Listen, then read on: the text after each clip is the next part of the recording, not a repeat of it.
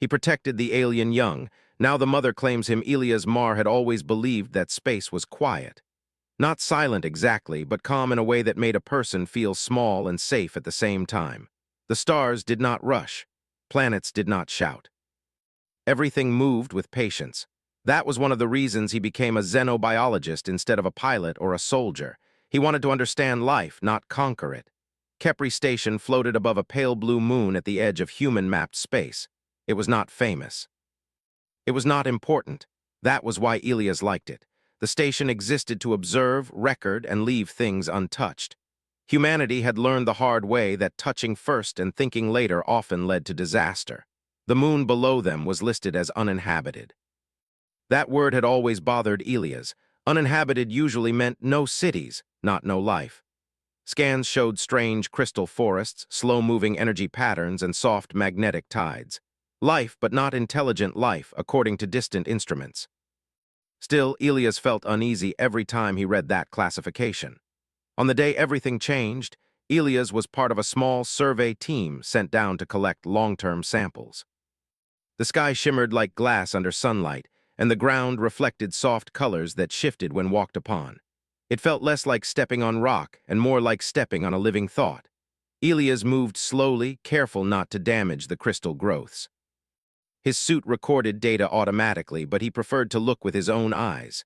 The forest around him hummed gently, not sound exactly, but vibration. It was calming. Then the ground trembled. It was not strong enough to throw him down, but it was sudden. Several crystal towers cracked and collapsed nearby, falling like frozen waves. Elias steadied himself and waited for the tremor to pass. When it did, he checked his equipment. Everything seemed fine. That was when he heard it, a soft, uneven tone repeating again and again. It was not coming through his radio. It came from the forest itself. Elias frowned and followed the sound. He found the alien young trapped beneath fallen crystal shards. It was small, no bigger than a human child, with a smooth body that reflected light in gentle colors. Thin limb-like extensions trembled weakly. The sound it made was not pain as humans knew it, but something close enough to make Elias' chest tighten. Elias froze. Protocol filled his mind immediately. Observe only. Do not interfere. Unknown species, unknown intelligence. Risk of contamination, risk to self. The official handbook had clear instructions, but the handbook had never mentioned what to do when a living being looked at you with fear. The young one's surface shifted colors when Elias stepped closer. The sound changed, becoming softer, slower, as if it sensed him. It was alive. That much was clear. Whether it was intelligent did not matter in that moment. Elias knelt carefully. "I won't hurt you," he said, even though he knew it could not understand words. Speaking helped him think. His suit warned him about unstable crystal pressure. If he moved the shards incorrectly, the whole structure could collapse again. He adjusted his tools, choosing the smallest cutters, the ones meant for delicate plant samples. This was not in the mission report. Hours passed without Elias noticing. He worked slowly, carefully removing crystal pieces one by one. The young alien remained still, watching him, its colors changing in subtle patterns. When his radiation levels rose beyond safe limits, his suit warned him again. He ignored it. Finally, the last shard shifted free. The young one slid forward and stood unsteadily. For a moment, Elias thought it might fall again, and he instinctively reached out. The creature did not pull away. Its surface warmed slightly where they touched. Then, without fear, it turned and moved into the forest, disappearing between the glowing crystal forms. The sound faded until there was only the quiet hum of the moon again. Elias sat back, breathing hard. He knew what he had done. He also knew he would do it again. When he returned to Kepri Station, he filed a simple report: minor seismic activity. Sample lost due to crystal collapse. No significant findings. It was not even a lie, not fully. Life returned to routine. Days passed. Then strange things began to happen. Small system errors corrected themselves before engineers could react. Power fluctuations balanced out on their own. Navigation sensors showed clearer readings near the moon, as if space itself had become easier to understand. Elias noticed patterns others missed. Data lines that aligned too perfectly. Environmental systems behaving almost thoughtfully. It was not random. Something was watching the station. One evening, Elias stood alone in the observation ring, looking down at the moon. The crystal forests glowed brighter than before, their colors moving like slow breathing. His suit interface flickered. Then his mind felt full, not crowded. Not overwhelmed, just aware. Understanding arrived without words. You are seen. Elias staggered, gripping the railing. His heart raced, but fear did not follow. Instead, there was a deep sense of recognition, like meeting someone he had always known but never remembered. Images filled his thoughts, the forest, the tremor. The young one safe and whole, surrounded by light, then something greater. A presence vast beyond scale, gentle and absolute at the same time. It did not press, it did not command. It simply existed, and in existing made everything else feel small but meaningful. Elias whispered, "You're the mother." The presence responded not with sound, but with certainty. Guardian, memory, bond. Elias understood then that the Vierthai were not individuals in the way humans were. They were connected, layered, ancient beyond measurement. The young one he had saved was not forgotten. It was part of something far greater, and that something now knew him. Days later, the station's long-range sensors detected impossible readings. Space bent gently around the moon, not violently but deliberately. There were no ships, no weapons, no invasion, just arrival. Human command demanded explanations. Scientists argued theories. Diplomats prepared messages they did not know how to send. Elias said nothing. He felt the presence growing closer, not in distance, but in attention. One final understanding reached him as the stars outside shifted subtly. Protection of the young was not a simple act. It was a claim, and the one who had protected was now remembered. The stars around Kepri Station did not move the way they should. At first, it was hard to notice. Space still looked calm. No bright flashes, no strange ships. But navigators felt it before instruments confirmed it. Distances felt shorter. Signals arrived cleaner. Gravity around the moon felt gentle, like a careful hand instead of a blind force. Something was here. Human command sent messages filled with questions. Scientists ran tests without sleeping. Engineers checked systems again and again, expecting failure that never came. Everything worked better than before, almost as if the station had become healthier. Elias Mar stayed quiet. He felt the presence constantly now. Not inside his thoughts, but close, like standing near a deep ocean. It never pushed, it never demanded attention. It simply waited.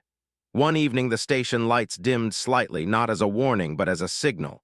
People stopped moving in the corridors. Conversations faded. A shared stillness spread across every deck. Then understanding reached everyone at once. Not fear, not panic, recognition. The space outside the main viewing dome folded gently, like light bending through water. A shape formed, not solid, not empty. It was made of color, gravity, and meaning. No alarms sounded because there was no threat to measure. The mother had arrived. She did not enter the station. She did not need to. Her presence wrapped around it, careful and controlled.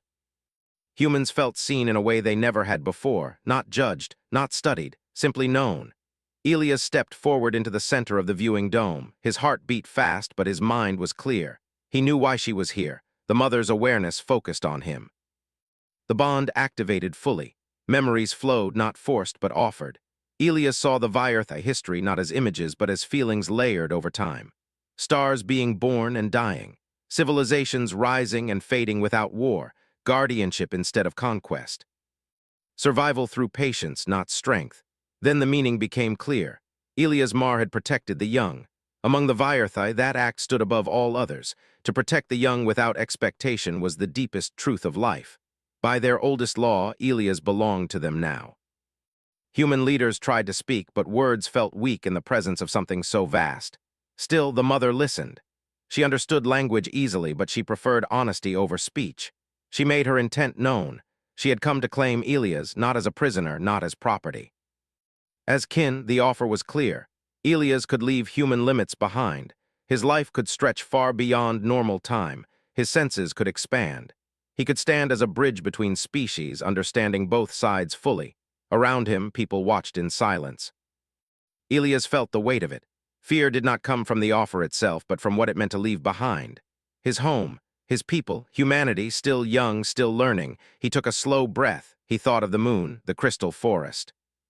The small being trapped beneath fallen shards. He remembered how easy it would have been to walk away. No one would have known, but he had stayed. Now it was time to choose again. Elias answered not with words but with intention. He would not leave humanity behind. He would not accept a future that placed him above his own kind, but he would not reject the bond either. The mother listened. She felt the strength in his refusal and the care behind it. Humans were fragile, short-lived, and often confused. Yet they chose protection even when it brought cost. That was why the bond existed. Elias offered a different path. He would remain human. He would serve as a listener, not a ruler or a symbol. Someone who could hear the quiet truths of the universe and share them carefully. Humanity would learn slowly, without fear, without domination. The Viewership would guide, not control. In return, the mother would not claim him away from his people. The silence stretched. Then acceptance flowed through the station like warm light. The mother agreed. The bond adjusted, becoming lighter but stable. Elias felt it settle into him, not changing who he was, but widening what he could understand. He did not gain power. He gained clarity. The mother withdrew slowly, not disappearing, but stepping back into the deeper layers of space. Before leaving, she shared one final truth with all humans present. Humanity was not special because of strength. Humanity was special because it protected without being asked. When the stars returned to normal, the station felt different, quieter, safer, as if space itself respected the choice that had been made. In the weeks that followed, small changes appeared across human exploration zones. Dangerous regions stabilized. Unknown anomalies became understandable, not because the Viewership fixed everything, but because they allowed understanding to grow. Elias returned to his work. Officially, he was promoted to a quiet advisory role. Unofficially, he became something new. When explorers faced strange phenomena, Elias listened. Sometimes answers came as feelings, sometimes as patterns, never as commands. Humanity continued to expand, but more carefully now. They remembered the story, not the story of an alien mother claiming a human, but the story of a human who stayed with a trapped child when no one was watching. Elias often returned to the observation deck alone. He watched stars drift in silence. He felt the presence far away, calm and proud, never demanding more than what had already been given. He smiled sometimes, thinking about how small choices shaped the universe. In the end, humanity did not rise because it conquered the stars. It rose because it chose to protect life, even when the cost was unknown. And the universe noticed. Time moved forward, but not the same way it had before. For Elias Mar, days still passed, meals still tasted familiar, and sleep still came when his body asked for it. Yet something had changed quietly beneath everything. The universe no longer felt distant. It felt close, like a vast room where he could sense movement even with his eyes closed. He did not hear voices. He did not see visions. What he felt instead were patterns. When stars shifted slightly out of balance, he noticed. When space grew tense in a region unexplored, he felt it like pressure in his chest.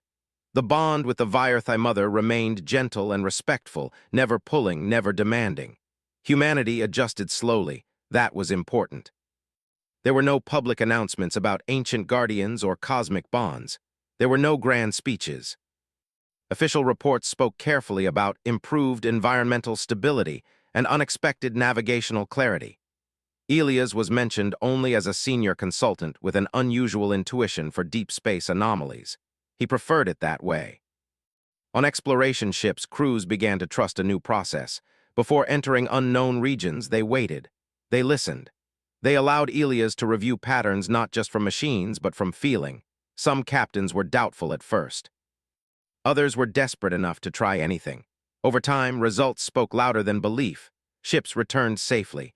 Crews avoided silent dangers they would once have flown straight into. Human expansion slowed, but losses dropped almost to zero. Elias never told anyone what to do. He only told them when it was better to wait. The Viewership observed all of this with deep interest. They did not interfere directly.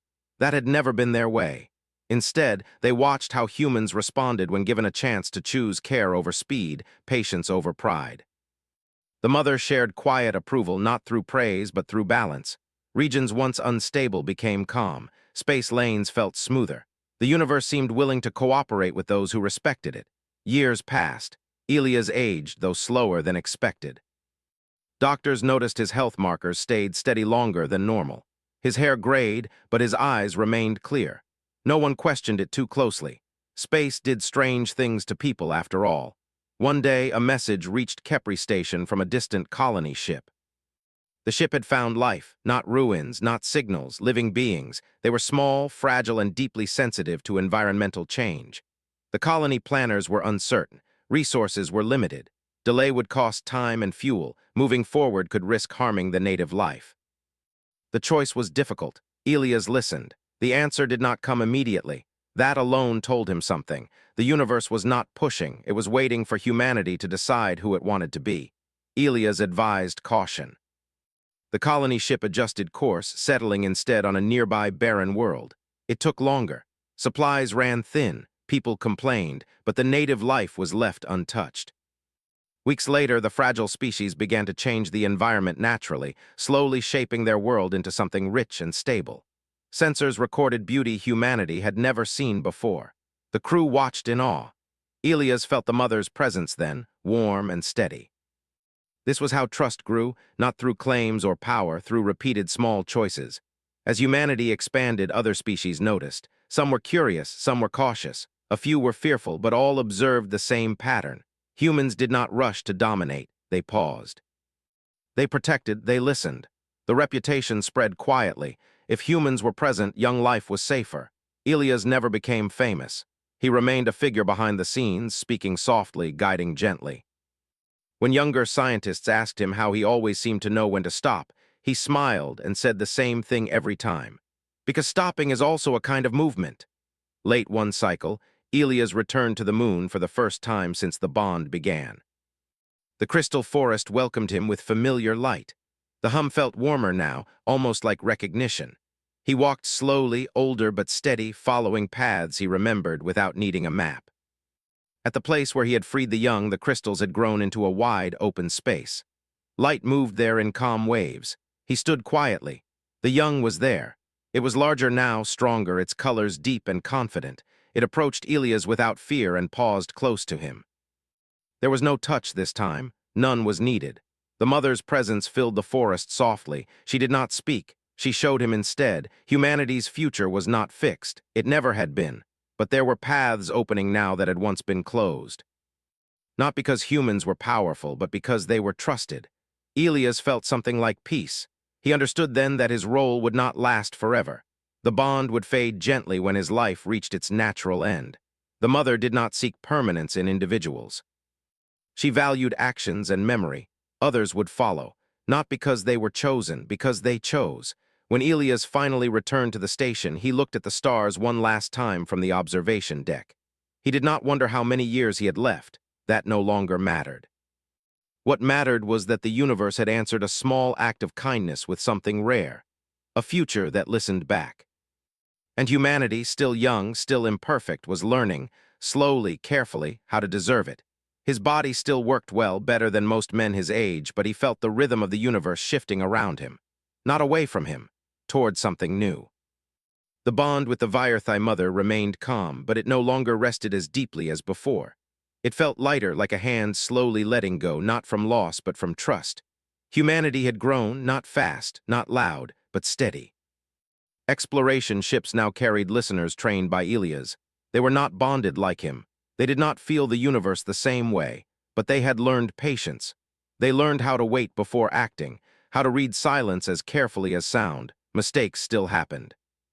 Humans were still human, but when mistakes came, there was honesty instead of denial, care instead of panic. Other species noticed. Not all of them understood humans. Some thought them strange, others thought them weak, but none could deny one truth. Where humans traveled, the young were protected. Elias watched all of this from a quiet office on Kepri Station. He no longer traveled often. Younger explorers took those paths now. He read reports, listened to stories, and sometimes simply stared out at the stars, feeling the slow breathing of space. One day, a message arrived that felt different. Not urgent, not fearful, just important. A distant system had reached out. Not with words, not with ships, but with attention. It was an ancient intelligence, older than humanity but younger than the Vierthai. It had watched humans for a long time and now wished to understand them. Elias listened carefully. The mother's presence stirred faintly, not guiding, not warning. This was no longer her role. The choice belonged to humanity alone. Elias advised a meeting, not a display of power, not a negotiation of advantage, just presence. When the meeting happened, it was simple. A shared region of space, calm and stable. No weapons, no demands. Humans arrived quietly. They waited. The ancient intelligence felt something it had not expected: respect. The meeting ended peacefully without treaties or promises, but trust had begun. After that, more followed. Humanity did not become leaders of the galaxy. They became something rarer, a reference point. When young species faced danger, humans were called. When misunderstandings grew between cultures, humans were asked to listen. Not because they were perfect, but because they remembered what it meant to be small. Elias smiled when he heard these stories. One evening, he felt the bond pull gently for the last time, not a call, a farewell. The mother's presence surrounded him one final time, warm and vast, filled with quiet pride.